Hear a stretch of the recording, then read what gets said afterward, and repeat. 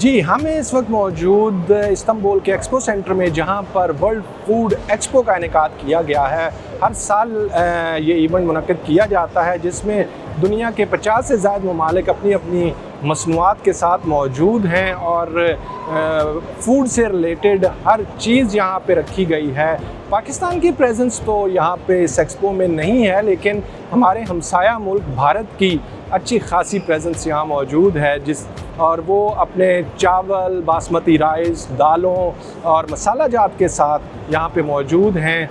اس کے علاوہ بھی بہت سے ممالک کی مصنوعات یہاں پہ موجود ہیں، جن میں گھی، دالیں، چاول، باسمتی رائس اور بے شمار چیزیں ہر ملک کی موجود ہیں۔ اور اس ایکسپو کی اہمیت اس لیے بھی زیادہ ہے کہ یہاں پر دوسرے ممالک سے آ کے امپورٹ کے لیے ڈیلز ہوتی ہیں، اور ترکی ہب بنتا ہے دوسرے ممالک کے لیے، جو یہاں پہ آ کے اپنی ضرورت کے مطابق یہاں اس ایکسپو سے ڈیلز کر کے اس کے بعد اپنی تجارت میں اضافہ کرتے ہیں۔